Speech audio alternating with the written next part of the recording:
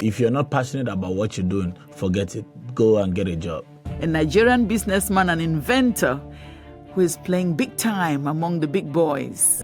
He was once celebrated as one of Africa's brightest young entrepreneurs, gracing a couple of Forbes Africa's 30 under 30 list in 2016. Obiniwani Okeke, known as Invictus Obi, built a business empire spanning multiple industries and countries, but behind the facade of success lay a web of deceit that would lead to his downfall. This is the story of how a celebrated young mogul used charm, fake emails, and a web of lies to steal millions from unsuspecting companies, and how it all came crashing down.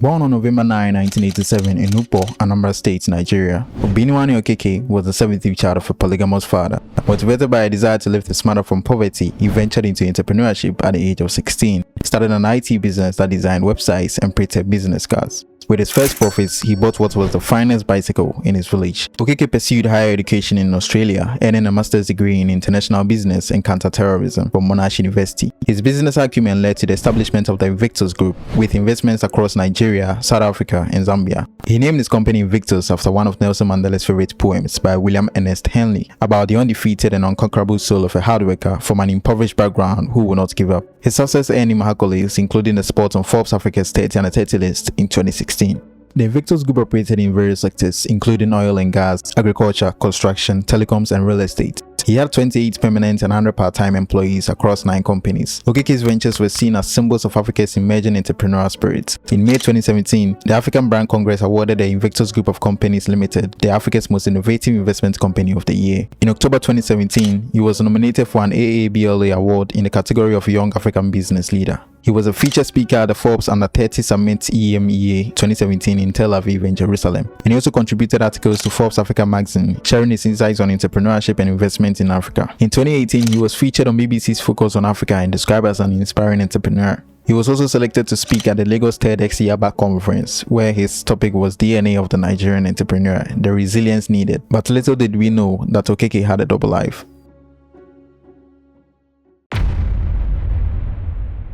While celebrated publicly, Okeke led a clandestine life of cybercrime. Between 2015 and 2019, he and his associates engaged in business email compromise schemes and hacked into executives' emails to orchestrate fraudulent wire transfers totaling nearly $11 million.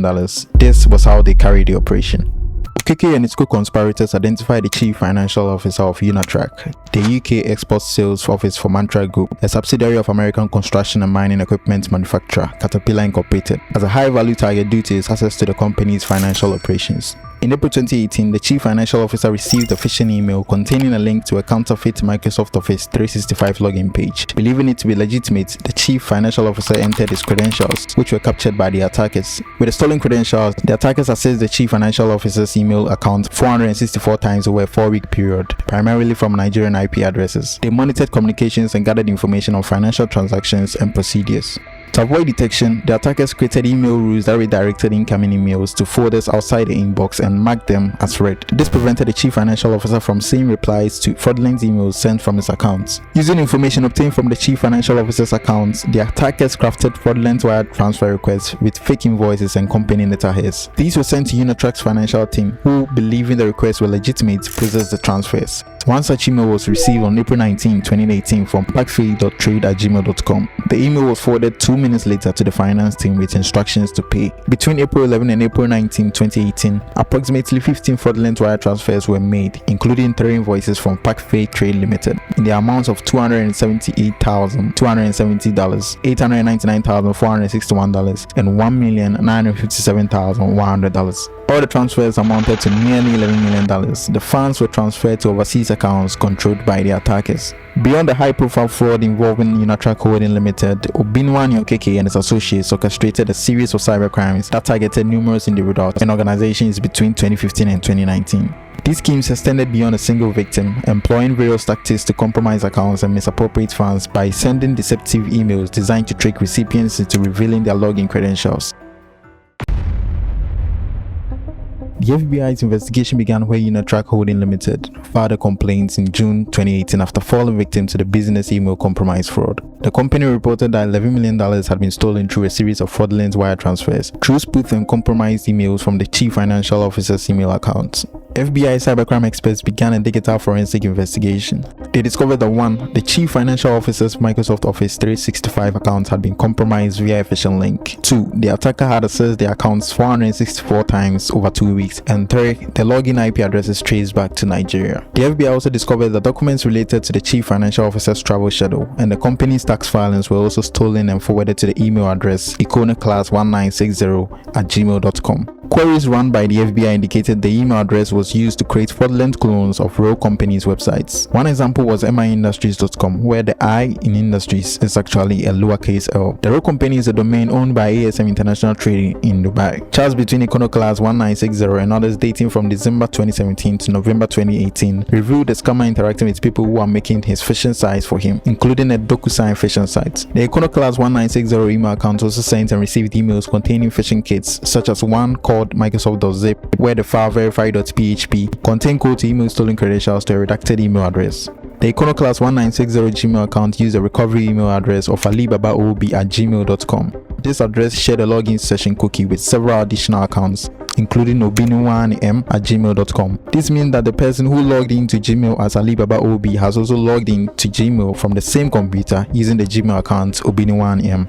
The Obinuan Gmail account also belongs to the nairaland.com user Invictus Obi and to the Twitter or X user @Invictus Obi. The Twitter or X page provided repeated links to an Instagram account for Invictus Obi as well. Both the X and Instagram page provided many proofs that these accounts belong to Obinuan Okeke. Additionally, Okeke had used online platforms and Bitcoin wallets that would trace back to his name. Gmail, X, and Instagram all log the IP addresses from which users access the accounts. When Okeke posted on Instagram that he was visiting Seychelles, Google's logs showed that Iconoclass1960@gmail was logging in from 197.157.125.89 in Seychelles. When Okeke said he was visiting the United States, specifically Washington, D.C., the Iconoclass1960@gmail account was logging in from 68.33.78.173, a Comcast IP address in Washington, D.C.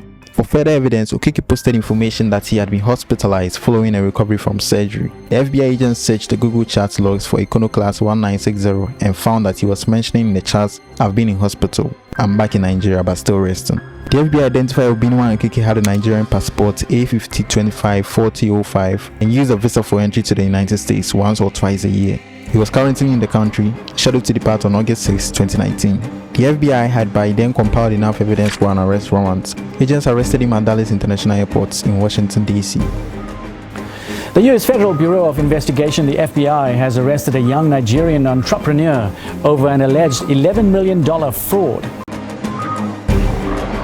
After his arrest, his laptop and phone were seized. The devices contained even more damning evidence: fake documents, BEC communication drafts, and other fraud-related materials. Faced with overwhelming digital evidence, Okeke initially pleaded not guilty, but later entered a plea agreement in June 2020, admitting to conspiracy to commit wire fraud. Okeke stated that his participation in the events for which he was charged was undertaken knowingly, intentionally, and unlawfully, and not as a result of an accident, mistake, or other innocent reason. Other Nigerians were connected to a syndicate that had ties to Okeke. Many more arrests were made both in Nigeria and the United States. The arrest led to conversations about Nigeria's international image, tribal stereotypes, reputation laundering, and the fate of upcoming young entrepreneurs both in Nigeria and in the diaspora. A federal high court sitting in Abuja, Nigeria, ordered a temporary forfeiture of 280 million naira found in Okeke's personal accounts to the federal government of Nigeria for fear of its dissipation by his cronies pending the outcome of the trial on October 9, 2019. On February 16, 2021, Okeke was sentenced to 10 years in U.S. federal prison and was ordered to pay approximately $10.7 million in restitution. Obinuan Okeke's journey from celebrated entrepreneur to convicted fraudster underscores the importance of integrity in business. Currently incarcerated at the Federal Correctional Institution in Oakdale, Louisiana, he is scheduled for release in September 2028. His story serves as a cautionary tale about the perils of unchecked ambition and the duality of public personas.